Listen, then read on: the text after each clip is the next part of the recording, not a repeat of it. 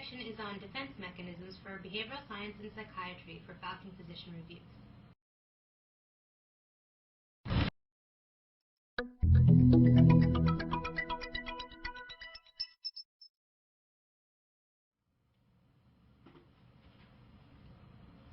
This section is on defense mechanisms for behavioral science and psychiatry for Falcon Physician Reviews. We'll be talking about the different defense mechanisms in the next couple of slides. So what is a defense mechanism? A defense mechanism is patterns of feelings, thoughts, and behaviors that are unconscious and are generally produced in response to a perceived psychic conflict or danger. If you really think about a defense mechanism, it's kind of like your skin. It's a protective barrier. And they help us reduce anxiety when we have outside stressors or conflicts. But defense mechanisms can be pathological or adaptive depending on if they become too rigid, the extent of the defense mechanisms, the context, and the disruption that a defense mechanism can cause. So, as I was saying about the skin of what a defense mechanism is, it's basically a coping mechanism for us to interact with ourselves and the world around us. And we identify the defense mechanism by what the person does in conjunction with his thought process. They help us ward off anxiety and control instinctive urges. So there are different models of the mind. Freud had the topographical model and the structural model. So the topographical model is the unconscious mind, the preconscious mind, and the conscious mind. So the unconscious mind, these thoughts are not directly accessible to the awareness. So these are urges, instincts, or drives that we are not aware of, and we cannot pull forward to our consciousness by ourselves. Then you have preconscious mind, which is your ordinary memory, which is stored, that can be brought to consciousness if needed, and we're sometimes aware of it, but not always. Then you have your conscious mind, which you are aware of, you can verbalize, you can experience it, and you can think about it. Then you have your structural theory. So you have your id, your ego, and your superego. Now your ego is where your defense mechanisms are. This is where you interact with the external world, is your ego, through your defense mechanisms, through your skin. This is how we talk with everyone, our logical, abstractive thinking. Then you have the id and superego. Now the id and superego can be thought of as the devil and the angel that are sitting on your shoulders like you see on TV. So your id is the devil on your shoulder. And this is the one with your instinctive urges, your drives, the one with your sexual urges, your aggressive urges. This is the one that tell you to do all the bad things and to do all the impulsive things. Then you have your superego, which is the little angel on your side, which is telling you about your morals, what you should do, how to control these impulses. Usually these are values that you get from your parents. So that's an easier way to remember your id and your superego. There are different types of defense mechanisms. The first group is your narcissistic defense mechanisms, and it is not necessary for you to remember which are narcissistic, which are mature, which are immature. I think it's more important to learn the different defense mechanisms for your exam. But in your narcissistic defense mechanisms, you have projection, denial, and splitting. So what is projection? So projection is that you are perceiving and reacting to an unacceptable inner impulse as if it was outside of the self. So this would be, an example of this would be accusing your wife of having an affair when you're the one that's really having an attraction to your new secretary, or you're the one that's really having an affair. Or frequently when you say, a friend of mine is having a problem, how do I deal with this, when you're really the one that's having the problem. Then you have denial, which is the avoiding the awareness of some painful aspect of external reality.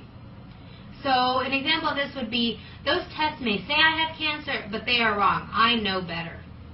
My drinking does not hurt others. My drinking is under control. So they're not accepting the fact that what they are doing is causing harm to themselves or to others. Splitting. This is a common defense mechanism used by borderline personality disorder. And just as the word says, splitting, people and things are either all good or they'll rapidly shift from being all bad, and they'll go back and forth. So the patient will come in one visit and say, "You're the best doctor I've ever had." And then the next visit, if you don't give her the medication she wants, "You're the worst doctor." Or, "My teacher is the best." Not all teachers are very good. People in New York are cold and mean, but the people from the South are warm and trustworthy. So you can see the very obvious good and bad in the splitting and why it's called splitting. Again, high yield borderline personality disorder has their main defense mechanism is splitting. Next, you have your immature defenses, which are blocking, regression, somatization, identification, introjection, and acting out. So what is blocking? Blocking is a block in the memory. The patient blocks out their bad memories or thoughts, so not to bring them up and cause feelings of anxiety. So a wife who does not remember what her husband was so angry about the night before, despite the fact that they had a lengthy argument. So she's blocking this out so she does not have to think about it. Someone talking about a sensitive subject goes blank and forgets the subject. "I'm sorry, what were you saying?" So they are kind of passively tuning out so that they won't have to deal with the feelings associated around this traumatic event. Next, you have regression. And regression is returning to an earlier stage of development to avoid tension and conflict at the present level of development.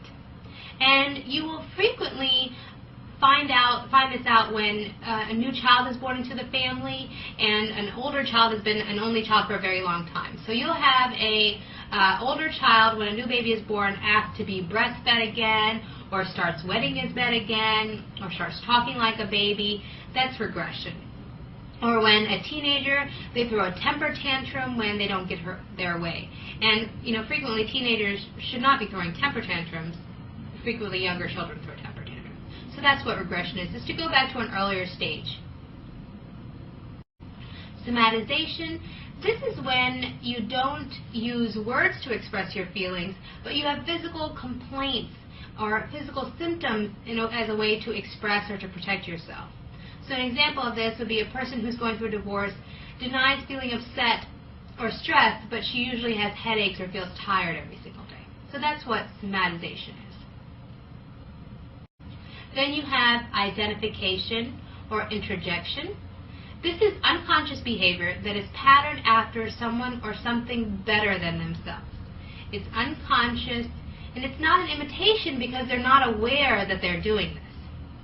So you're dressing or acting like a favorite TV personality.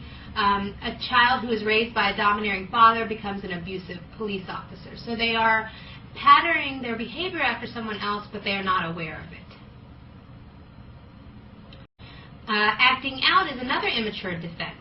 So in this defense mechanism, the person will use behaviors rather than emotions to get attention.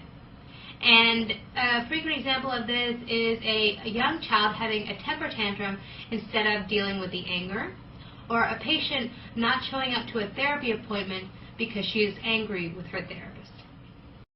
Our next set of defense mechanisms are our neurotic defenses. And this consists of displacement, repression, isolation of affect, intellectualization, reaction formation, undoing, passive aggression, dissociation, and rationalization. So displacement. Displacement is the changing the target of emotion or feeling while the feeling or emotion remains the same. So you take out your impulse on a less threatening target. So for example, you're angry at your boss, you would like to get mad at him, yell at him, but you know that would probably be inappropriate and probably get you fired from your job. So instead you go home and you yell at your wife, or you yell at your kids, or you go and hit golf balls or go to the boxing gym after having an argument. So this is what displacement is that your anger is still the same, but you move it to a different object, which is less threatening. Repression. So what repression is that the idea or feeling is deleted from your consciousness, And you don't even remember forgetting it. So in repression, you don't even really remember that it is occurred. It's not denial because you're not really aware of it. The patient has literally forgotten the event. They forgot that they forgot the event. So a woman who was sexually abused by her stepfather for years has no memory of the event. And this is protective because if she were to remember the events, she'd have increased anxiety and increased problems with sexual behaviors. But in the long run, repression is not a very healthy defense mechanism and will catch up with you later on, and you'll have unconscious aggression and unconscious problems which can later be fixed in therapy. So initially it might be helpful, but in the long run, repression is not a good defense mechanism to keep up with. Isolation of affect. This is a person who is failing to experience the feelings associated with a significant event. So for example, if someone comes in and you're asking them about rape and they're talking like this and they don't have a tear or anger or emotion, that's isolation of affect. They're not showing any kind of emotion associated with it. So examples, again, people who are tortured, who talk about events, but they have no feelings associated with the story, just very blank, very flat affect. Intellectualization. This is when thought or cognition replaces affect or feelings, increasing the use of intellectual abilities to avoid the expression of feelings.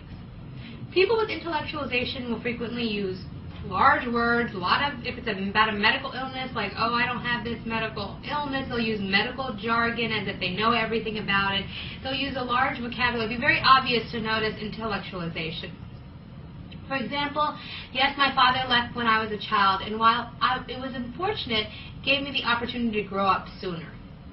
Or a person who got shot explains the damage was caused as a result of bullet velocity. So as you can see, that is very intellectualized. They're using a lot of mechanics about the bullet velocity. They're not really talking about the feelings associated with it. They're kind of externalizing it. Intellectualization and isolation of affect are similar and are commonly confused. Isolation of affect is that there's no emotions around the affect. You have no emotions around the incident that has occurred. Whereas intellectualization, you will be seeing a greater good or a higher order of thinking around the incident.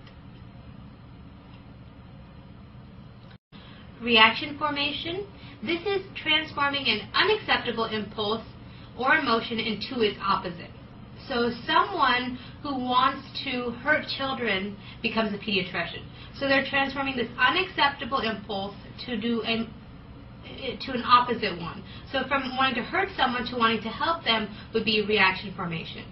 Or someone who enjoys setting a fire becomes a firefighter. So this is what reaction formation is. It's always transforming it to the opposite. Undoing is the attempt to take back behavior or thoughts that are unacceptable. So say you got angry at someone, you feel guilty about it, you're excessively nice to someone, or you've talked about them behind their back and you feel about it, you say good things about them, you treat your mother-in-law nice even though you really don't like her, and you buy her expensive gifts. So that's what undoing is. Passive-aggressive. This is a way of dealing with stress or frustration indirectly in a very subtle way, and it's very passive. It can be resentment, stubbornness, procrastination, sullenness, or an intentional failure at doing required tasks. So a patient or an assistant who is angry with her boss repeatedly makes large errors in her work. A spouse who never gets angry and repeatedly forgets to comply with what her partner wants. So if her husband says, honey, by the time I get home from work today, can you please pick these things up for me for work, and she incidentally forgets. And she continues to do this because she's angry with her husband, but instead of telling him that she's angry, she acts out in this passive-aggressive way. Dissociation is also a neurotic defense. And this is a defense where you temporarily separate your sense of self from one's experience. So for an example, an ER patient tells of being out of his body watching while the doctors did CPR on him. or a child reports going to a very happy place while they were molested. When dissociation as a defense mechanism becomes more severe, it can become dissociative identity disorder. Rationalization is supplying a logical reason as opposed to the real reason. A person who left his wife and family says that they are better off without him. A person who says that stealing is wrong but that they robbed the bank because they did not have food to give their children. This person is always able to justify any action that they did with another more rational, more logical explanation. Next we have our mature defense mechanisms. And these are the most healthiest defense mechanisms that we can use. So this would be healthy skin. So humor, using humor to cover the feelings associated with stressful situations or anxiety. So people who are laughing in the face of danger, or when a patient goes to go see a doctor and says, "Oh, you said I need a shot? I thought you meant a tequila shot. Haha." It's basically self-deprecating humor. Now, humor as a defense mechanism can also be pathological. If you always use humor as your defense mechanism and you never deal with your emotions properly, then that can be pathological as well. So only because it's a mature defense mechanism doesn't mean that you're protected from any other kind of problems. It's the amount and the frequency in which you use the defense mechanism which shows whether or not it's pathological. Next we have sublimation, which is the gratification achieved by altering a socially objectable desire to an acceptable one. So a schoolyard bully becomes a karate champion. So in both situations, they're both fighting, but a schoolyard bully is one that's not accepted by society. But if you become a karate champion, you're still fighting, but you're highly accepted by the community. Or say you like to cut on yourself. Well, that's not very well accepted, but you become a surgeon because you like to cut, and that's much more an accepted position than cutting on yourself. Suppression is the conscious decision to not give attention to negative emotion, feeling, or problem, but you're able to later access the emotion and deal with it. So this is very different from repression, where you've even forgotten about it. In suppression, you're purposefully forgetting. You're putting it to the back of your mind so you can deal with it later so that you can take care of something else. So for an example is a medical student or a Falcon student decides to party hardy instead of making their tapes, and then after they party they'll come back and make their tapes. So they've set that anxiety to the side. Okay, well I'll go party a little while and then I'll come back and study for my exam. So you're basically trying to forget something that causes you anxiety so that you can continue with another behavior. And then altruism, which is engaging in services to others to help deal with painful feelings. And patients who are very altruistic, or people that are very altruistic, will also engage in this defense mechanism because that's the way they would like to be treated themselves. So an example of this is a man who lost a leg in an accident volunteers at camps for children with physical disabilities. So how do you treat defense mechanisms? It can be very difficult, usually takes long-term work, but usually psychoanalysis is the most common way to help treat defense mechanisms that have become pathological. And the whole goal is to uncover maladaptive defenses and to make unconscious feelings more conscious so that you can learn to deal with them in a more appropriate way. Ways that are helpful are to freely associate, which means that sitting and talking with a therapist, and the therapist doesn't have an agenda. The patient comes in, talks about whatever comes to mind, whatever happened during the week, whatever interactions he has. He's the one that sets the tone, and the therapist just kind of guides him through it, but doesn't have an agenda for himself. Interpretation of the therapeutic relationship. What that means is that frequently when a therapy patient comes into therapy, they generally recreate what's going on the outside of their life in the therapy session, in their relationships, with their anger, and a lot of that is projected back onto the therapist. And if the therapist can identify these feelings, can help them navigate through them so that they can help them deal with them in the outside world. And then dream interpretation. Our dreams tell us very many things. And sometimes unconscious thoughts are found in our dreams, and interpreting them can make unconscious thoughts more conscious. Again, like I said, it's usually long-term treatment. Two important words that are usually high yield for you on your USMLE are transference and countertransference. And what transference is the set of beliefs or expectations that the patient brings to the doctor-patient relationship. So those are the feelings that the patient has towards the doctor. And it can be positive, it can be negative. A patient can feel like her therapist is like her mother. A patient can feel like the therapist is like his father. That's what transference. Now, countertransference is the relationship between the doctor to the patient. So it's the opposite of transference. So these are the feelings that the doctor gets when talking to the patient. What kind of feelings do the patient make the doctor feel?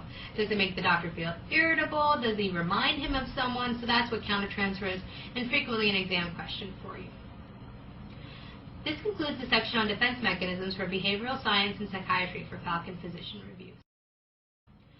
This concludes the section on defense mechanisms for behavioral science and psychiatry.